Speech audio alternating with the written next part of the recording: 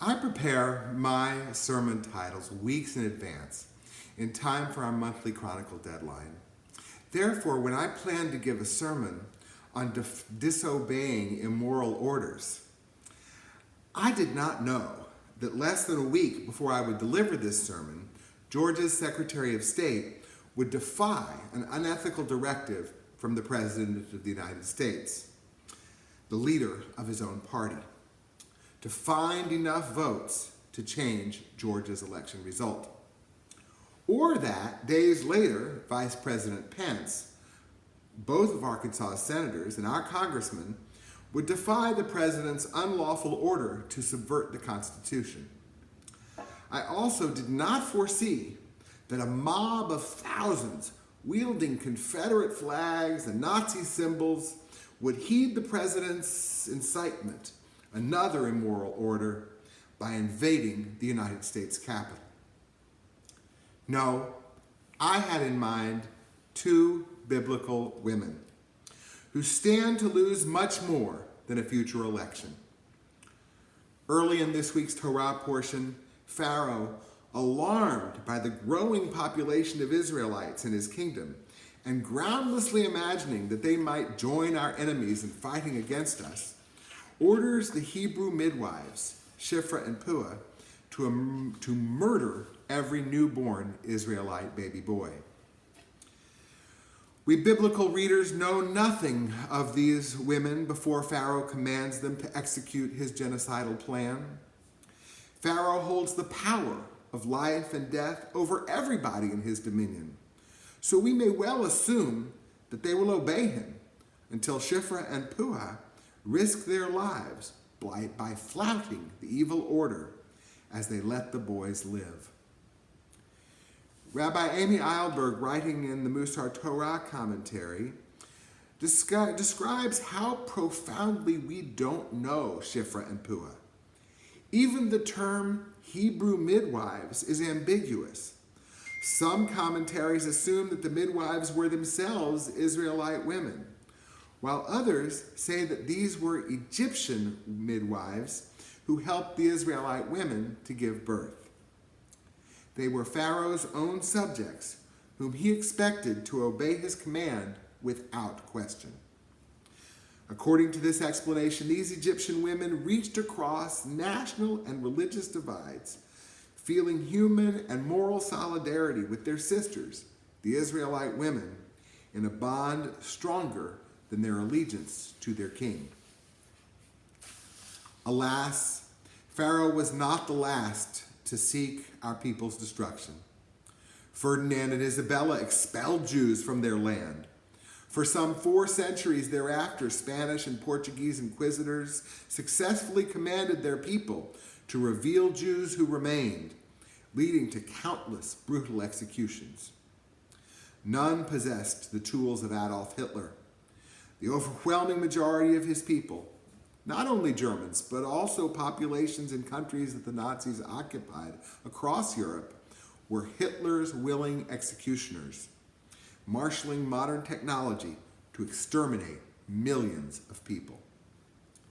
The Inquisition was largely successful, removing Jews and Judaism from the Iberian Peninsula, though tremendous numbers of our people saved themselves and our heritage by sacrificially choosing to leave their homes and build new lives in new lands.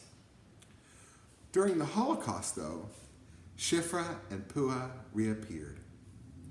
As many of you know, my mother, Gay Block, has photographed and spoken widely about Holocaust rescuers, Christians who risked their lives to save Jews threatened with Nazi execution.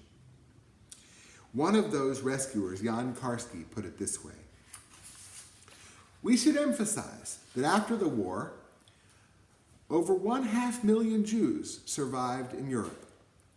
Now, some of them don't owe anything to anybody. They survived in the camps. The Nazis had no time to finish them off. They survived in the mountains, in the forests, fighting as partisans. But most of them were helped by individuals, by priests, nuns, peasants, some workers, some intelligentsia, whatever they were. Now, to help a Jew during the war was dangerous. In Eastern Europe, particularly Poland, instantaneous death, execution. Sometimes if the family was involved, the entire family was shot. There were a few cases where the Gestapo found out that the peasants in the village knew that there was some Jewish family in hiding. They burned the village, the entire village. And still, there were people who were helping the Jews. Torah does not give voice to Shifra and Puah, recording in their own words their motivation for saving those Israelite infant boys. 4 decades after the Holocaust, though, rescuers who spoke with my mother judged their own actions unremarkable. It is the normal thing to do, Aryeh Van Mansum asserted. Dutch rescuer Semi Rijkerk said, I'm not all good. I had the opportunity, and I happened to have made the right choice. A human being is like a piano. Circumstances play the keys. Writing about Shifra and Puah, Rabbi Eilberg offers an explanation, observing that they serve as exemplars of what the Musar masters call ometz lev, a fascinating phrase literally meaning heart strength. She goes on to acknowledge that this heart strength can be misdirected, asking, in our own lives, when we sense the power and urgency arising in our hearts, how are we to know whether we are acting for God's will, like Shifra and Puah, or whether we are motivated by a desire for fame, admiration, or personal glorification and gratification? Is the surge of strength welling up in us truly righteous anger for the sake of heaven, or for the sake of the world's need? Or is it coming from the powerful force of our own ego desires? How do we discern when to trust the rush of activist energy and when to pause to interrogate it? Courage, in other words, can be used or misused.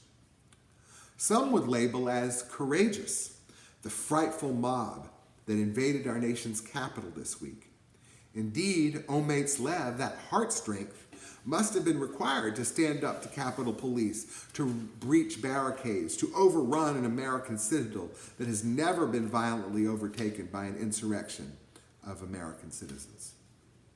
Some, by contrast, will label as cowards the Republican office holders who stood up for democracy, insisting that courage would have been evidenced by supporting the president above the Constitution. Still others would argue that these office holders should be praised, should not be praised, Still others would argue that these office holders should not be praised simply for discharging their legal responsibility. By that logic, though, Shifra and Puah do not deserve our esteem for doing their jobs, delivering babies alive. And by that logic, Holocaust rescuers have not earned recognition, and some of them agreed, saying that they had only done what any decent person would do. Rabbi Eilberg recalls that her college rabbi, Rabbi Al Axelrad, would give an annual Shifra and Puah award to someone who had acted with moral courage despite potential danger to their lives or to their reputations. This Shabbat, while confessing that Vice President Pence, Senators Bozeman and Cotton, and Congressman Hill have neither risked their lives or saved the lives of others, I would nevertheless nominate them for Rabbi Axelrad's award in the names of Shifra and Puah. Their correct action yesterday required ometz lev, heart strength. Hillel said, in a place where there is no human, strive to be human.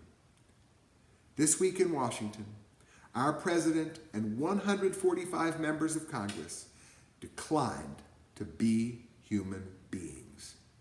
Our vice president, Arkansas's senators, and our congressmen took the right action in defiance of an immoral order. They are, in this moment, in this instance at least, deserving of praise and honor.